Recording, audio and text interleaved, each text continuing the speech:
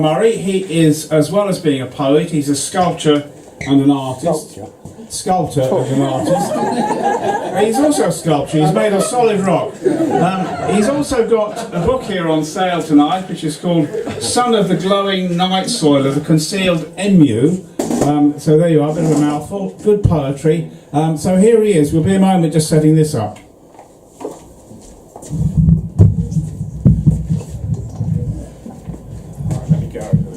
Okay, we'll go over there. Give me that. Oh. Right, where's the... here we are. Hold on. So I've got all this clutter.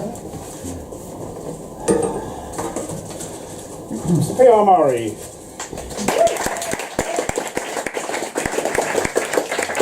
So it's May, and usually at this time of year it means the summer's just about to come, or depending, you know, what day you count the first day of summer from. But I'm usually cheered up this time of year because the swifts come back and the martins come back, and if you're out in the country, the swallows come back. For some reason this year I wasn't quite so happy. It's the day after the election and I'm trying not to cry, but above me the house martins are slicing patterns in a cloudless sky. It's the day after the election, the weather's cleared after rain, and now swifts have returned and scream on the wing like I want to scream in pain. I wonder if they'd come back, if they'd known before they flew they were migrants to an island that's got the 5 years loose.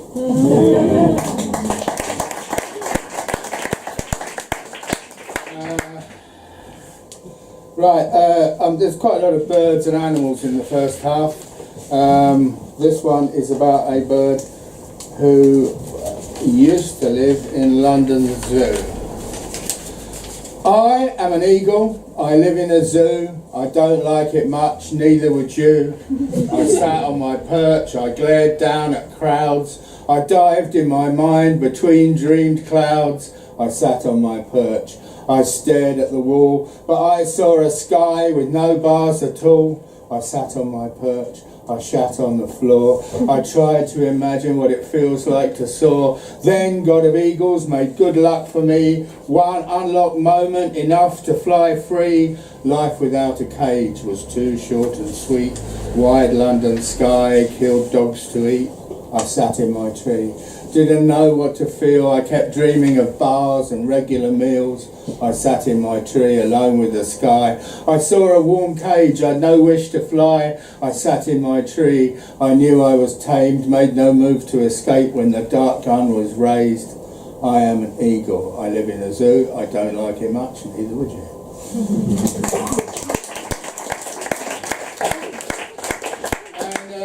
Before your very eyes, I have just changed into something else.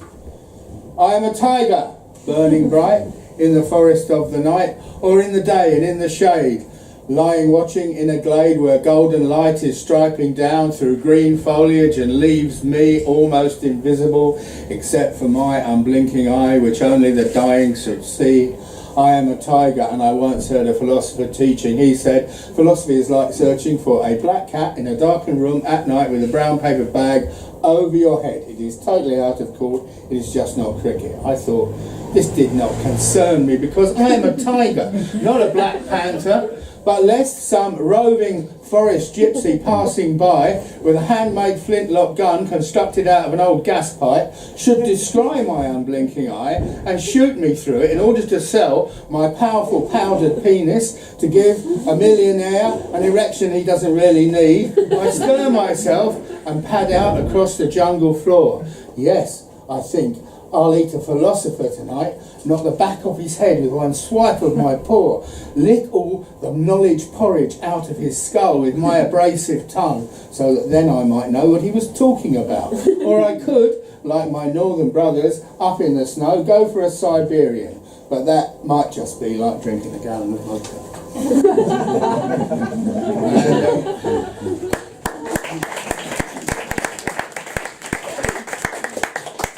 This one isn't about an animal, it's about a place which no longer exists.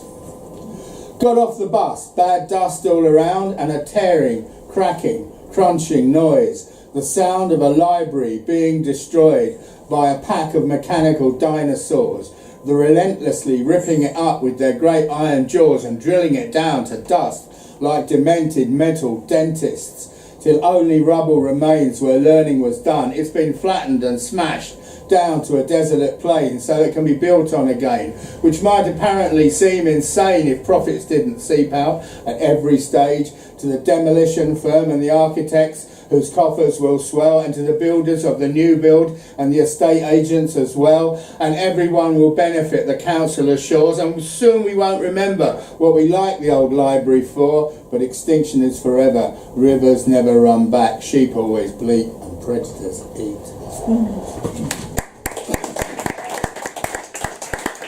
I'd like to finish my contribution to the first half by taking you not only down to the seaside but actually under the sea, and to give you the well, it's not the marching song, it's probably the crawling song of the Lobster Liberation Front. And it goes like this.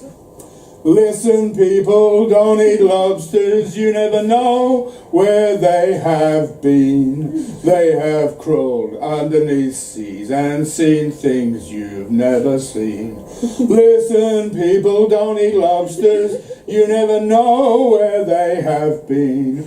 They've seen sharks having a laugh, they've seen a big squid having fun, and they have learned from schools of mackerel beneath the light of a watery sun. Yes, these crustaceans got deep emotions as they crawl on ocean floors.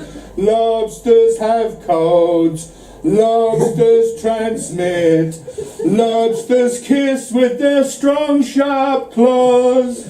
So now people, don't eat real lobsters, just feast your eyes on the plastic lobsters hanging from the Tudor beam, and let the real one live contented, seeing things you've never seen.